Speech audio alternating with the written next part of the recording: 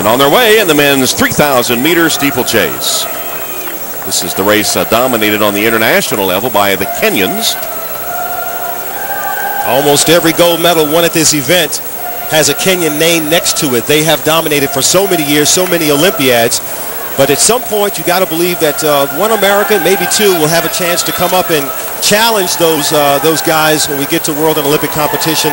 I know that talking with Daniel Lincoln and also Anthony Familetti, who's in this race, that is one of their aspirations as they continue to improve their steeplechasing ability. There you saw the 14 runners, the list of them as they continue on their way. And you mentioned Anthony Familetti, the 2004 U.S. Olympian in this event, who was eliminated in the first round in Athens, but was second to Daniel Lincoln 2004 and 2005 at these U.S. championships. Familetti with a great personal story coming into this event.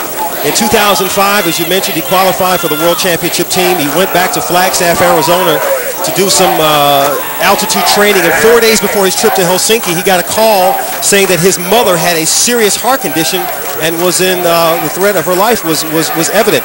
Flew there to New York to see her, and she said, "What are you doing here? You've got a trip to Helsinki and a championship chance to run." And he left, not knowing if he'd see her alive again. All right, a lot of action in the field events in the infield today. For our first check-in, let's go to Dwight Stones. Here's defending champion Tora Harris, who's a 2004 Olympian. That's his first attempt clearance at 7 feet 3 inches. Tom, it's all about conditions down here today. It's very wet on the track. It is drying up quickly, but the early rounds in the pole vault and the high jump have been affected by rain. Tom? All right, Dwight. The leader here in the steeplechase, Max King, twice the Ivy League champion when he was at Cornell. And Daniel Lincoln is there in second place. Well, to finish that story on Familetti, who will expect to get up in the mix of this race as they go over the water jump again. Familetti went on to Helsinki and was eliminated in the first round of the event. And found out that his mother did recover, Angela, and she is watching today in Long Island, New York. Says, Tom, she doesn't want to come to the race because she doesn't want to jinx Anthony. But we know that she's at home watching and glad that she's in great health. And now this young man hoping to make the team and not be eliminated. There he is with a nice big tattoo on the right side of his shoulder. So, Mom, he's in good shape. Glad you are there in Long Island, New York. And we'll just see what happens. Yeah, the story had a happy ending as Max King continues to lead from Daniel Lincoln in second. Josh McAdams is in third, and Corey Nowitzki is in fourth place at the moment. They've got less than 5 laps to go. We noticed these hurdles, 28 jumps in all over as they move themselves around the track. 3 feet high the hurdles are. I asked Lincoln before the race started, I said, I guess this rain doesn't bother you. You're going to get wet anyway, especially with the water jump. And he said, that's exactly right. 7 water jumps in all as they make their way toward that jump, which on this track is to the outside of the track. Familetti has moved into fourth place now as King continues to lead with Lincoln in second, McAdams in third, and Familetti now in fourth place. Guys biding their time, Tom, biding their time, waiting for the moment to pick the pace up. Happy that someone has decided, Max King has decided to take the lead. Let's go back to Dwight. All right, Tom, Jesse Williams, 4-time NCAA champion for the University of Southern California.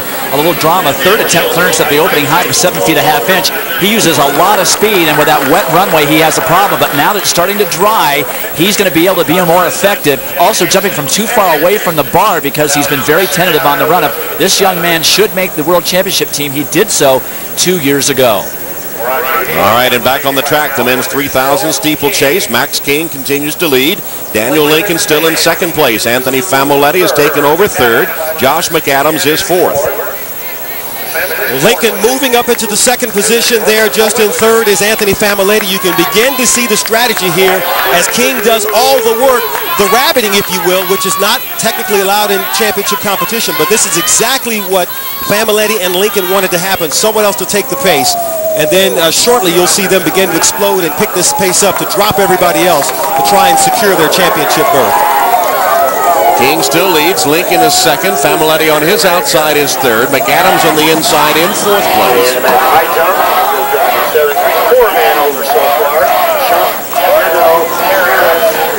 Over that hurdle and heading to the 3-lap mark. 3 laps remaining in the men's 3,000-meter steeplechase.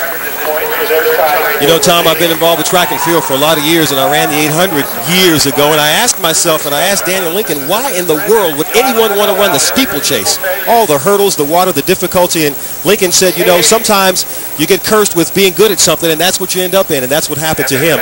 He embraced it. But Familetti said that he wasn't sure if he would be running the 5K or this event, and it was a couple of weeks ago where he said, I knew that my passion was this event. You have to be passionate about running a race that's as difficult as this, as Familetti now takes the lead going over the hurdle, and that's why he's there. Max King is faded back to fourth. Familetti takes over first. Daniel Lincoln is in second place. Josh McAdams goes in third.